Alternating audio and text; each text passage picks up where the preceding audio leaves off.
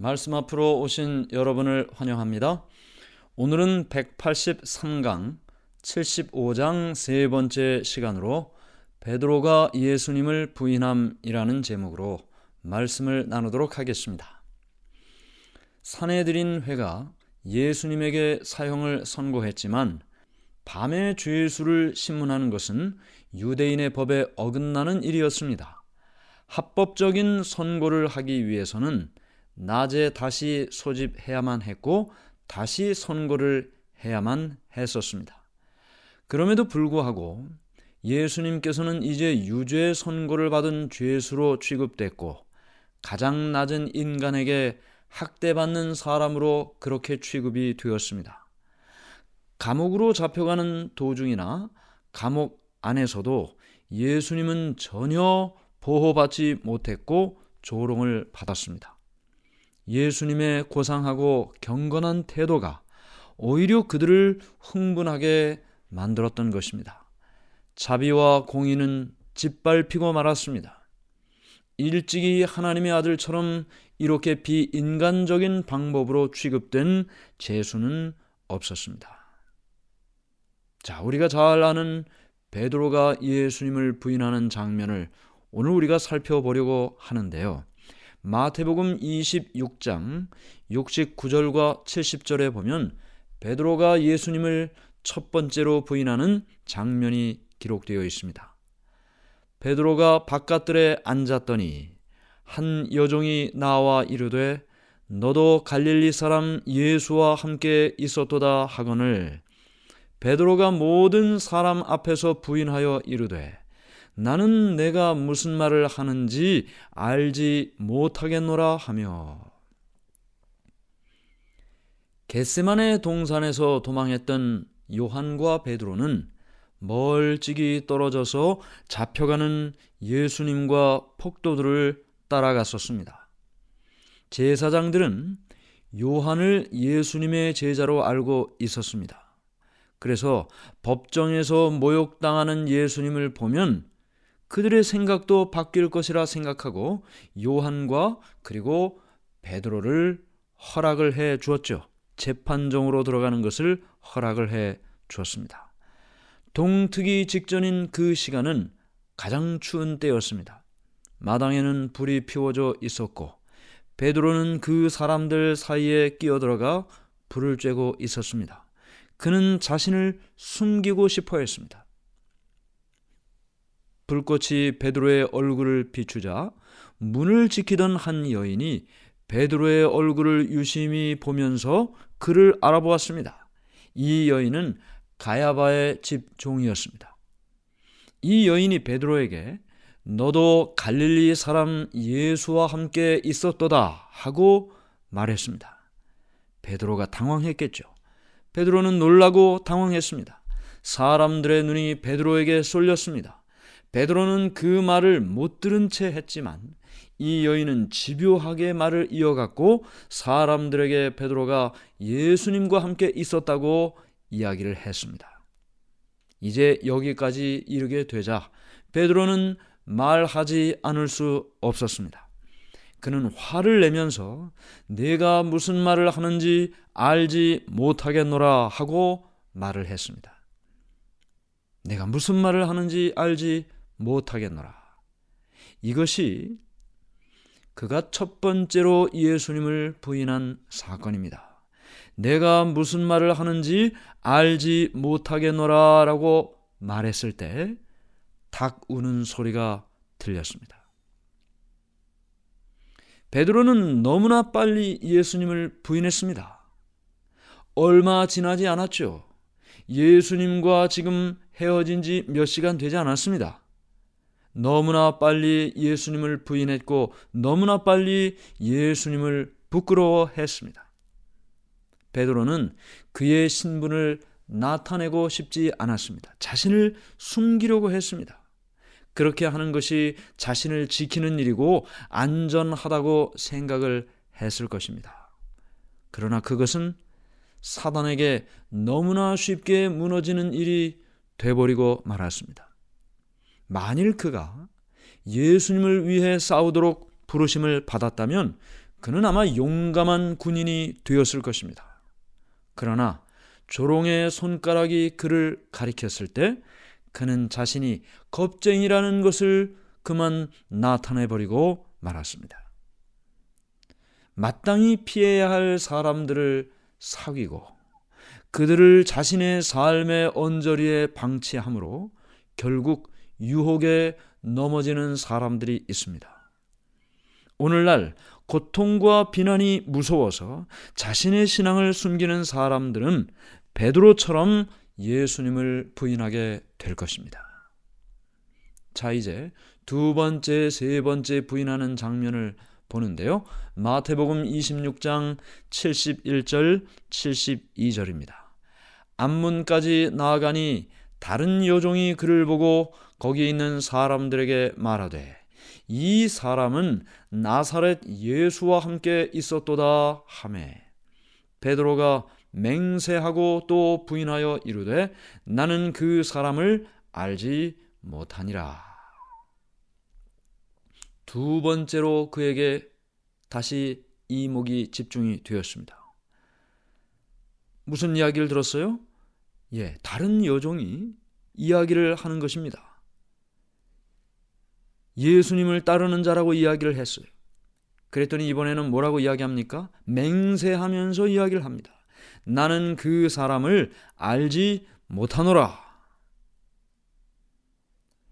아직도 그에게는 한 번의 기회가 더 남아 있었습니다. 1시간이 지난 다음에 대제사장의 종들 중 하나, 곧 베드로가 귀를 잘랐던 자의 가까운 친척되는 사람이 베드로의 곁으로 왔습니다. 마태복음 26장 73절, 74절.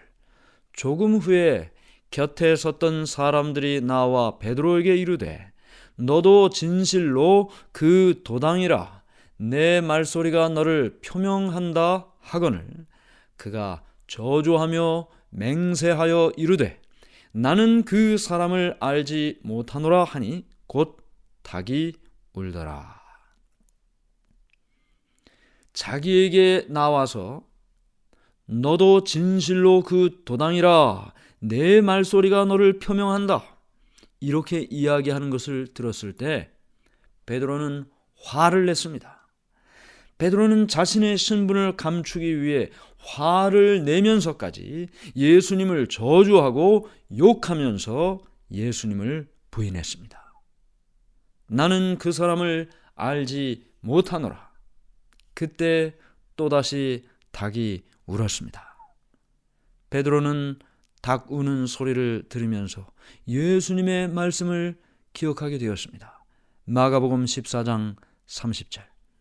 예수께서 이르시되 내가 진실로 내게 이르노니 오늘 이 밤 닭이 2번 울기 전에 내가 3번 나를 부인하리라. 비겁한 베드로의 저주의 말이 베드로의 입술에서 막 떠나자마자 닭 우는 소리가 들렸습니다. 그런데 이 닭 우는 소리가 베드로의 귓전에 아직 다 가시기도 전에 예수님께서 얼굴을 잔뜩 찌푸린 그 재판장들로부터 얼굴을 돌려서 가련한 제자인 베드로를 바라보셨습니다. 물론 동시에 베드로도 예수님과 눈이 마주쳤습니다. 예수님의 얼굴에는 분노의 모습을 찾아볼 수 없었습니다. 예수님의 그 부드러운 얼굴에는 불쌍한 제자를 향한 깊은 동정과 슬픔만이 있을 뿐이었습니다. 예수님의 창백한 얼굴, 고통을 참으시는 얼굴과 떨리는 입술, 동정과 용서의 마음이 가득한 예수님의 얼굴은 베드로의 마음을 화살처럼 찔렀습니다. 기억은 다시 살아났습니다. 얼마 전에요. 베드로는 주님과 함께 감옥에도 죽는 곳에도 가겠다고 불과 몇 시간 전에 약속했었습니다. 예수님께서 다락방에서 3번씩이나 주님을 부인할 것이라고 말씀하셨을 때 아니라고, 아니라고 부정했던 자신의 모습이 떠올랐습니다. 베드로는 방금 예수님을 모른다고 부인했는데, 그러나 이제 그는 슬퍼하면서 예수님께서 자신을 얼마나 잘 알고 계시는지 알게 되었습니다. 자신도 알지 못했던 거짓된 마음까지도 정확하게 알고 계신 예수님에 대하여 생각하게 되었습니다. 그의 마음 속에는 지난날의 시간이 주마등처럼 지나갔습니다. 예수님의 그 부드러운 자비, 그분의 친절과 오래 참으심, 실수한 제자들을 대하시는 그분의 부드러우심과 인내, 이 모든 일이 그의 마음속에 떠올랐습니다. 누가복음 22장 31절 32절. 시몬아 시몬아, 보라, 사탄이 너희를 밀가부르듯 하려고 요구하였으나 그러나 내가 너를 위하여 내 믿음이 떨어지지 않기를 기도하였노니 너는 돌이킨 후에 내 형제를 굳게 하라. 그는 주님의 말씀을 회상했습니다. 자신의 배은 망덕과 거짓과 거짓된 맹세에 대하여 두려운 마음으로 반성했습니다. 베드로가 한 번 더 주님을 바라봤을 때 그는 어떤 한 괘씸한 사람이 그의 손을 주님의 얼굴을 치는 것을 보았습니다. 그 장면을 보고 더 이상 참을 수 없어서 그는 비통한 마음으로 재판정에서 뛰쳐 나갔습니다. 마태복음 26장 75절. 이에 베드로가 예수의 말씀에 닭 울기 전에 내가 3번 나를 부인하리라 하심이 생각나서 밖에 나가서 심히 통곡하니라. 베드로는 홀로 외로이 어둠을 헤치고 나갔습니다. 그는 어디로 가는지 알지 못했고 어디로 가든지 상관하지 않았습니다. 마침내 그는 자신이 겟세마네 동산에 와 있는 것을 발견했습니다. 불과 몇 시간 전에 일어났던 광경이 그의 마음에 생생하게 떠올랐습니다. 피땀에 젖어 고민으로 떨고 계시던 주님의 그 고통스러운 얼굴이 그의 앞에 떠올랐습니다. 그는 심한 양심의 가책을 느끼면서 그 시련의 시간에, 그 고통의 시간에 예수님과 연합해서 함께 기도했어야 됐는데 그러지 못했음을 후회했습니다. 예수님께서 홀로 기도하면서 눈물 흘리고 고민하시던 일을 그는 기억했습니다.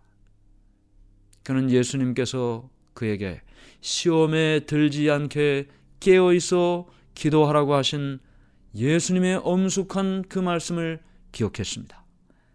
그는 다시 재판정에서 일어난 광경을 생각합니다. 그가 예수님의 굴욕과 슬픔에 더 무거운 짐을 더했다는 사실을 생각하면서 그의 애통하는 마음은 너무나 괴로웠습니다. 예수님께서 아버지 하나님께 자기의 영혼의 고통을 토로하시던 바로 그곳에 그가 와서 얼굴을 땅에 대고 죽기를 원했습니다. 베드로가 준비하지 않은 채 자고 있을 그때 예수님께서는 그를 위하여 기도하셨습니다. 예수님께서는 그들이 통과해야 할 불의 시련을 알고 계셨습니다. 만일 제자들이 그것을 알고 기도하고 준비했다면 그들은 십자가에서 끝까지 주님을 떠나지 않았을 것입니다. 예수님의 사명과 죽음의 의미도 깨달았을 것입니다. 예수님께서 말씀하신 죽음과 부활에 관한 말씀도 이해할 수 있었을 것입니다.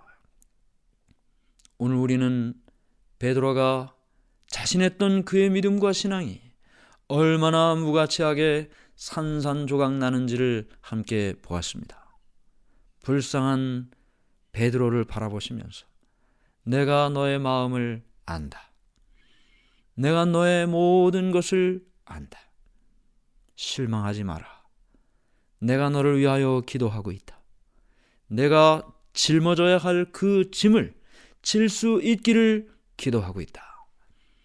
그렇게 바라보시는 예수님을 만난 베드로를 기억하시기를 간절히 바랍니다. 하늘에 계신 하나님 아버지, 오늘 우리는 너무나도 불쌍한 죄를 짓고만 베드로를 바라보시는 예수님을 기억합니다. 고통스럽게 일그러진 얼굴을 돌이켜 불쌍하게 죄를 지은 그 제자를 바라보시면서 안타깝게 그를 위하여 기도하시던 예수님을 바라봅니다. 그 얼굴, 그 눈빛으로 우리를 바라보시는 예수님의 얼굴을 기억합니다. 오늘 우리의 마음속에 내가 너를 안다. 그 짐을 내가 지기를 원한다. 그 고통을 내가 당하기를 원한다. 말씀하시며 우리를 위하여 십자가까지 나아가신 예수님을 기억하며 살게 도와 주시옵소서. 예수님 이름으로 기도하옵나이다. 아멘.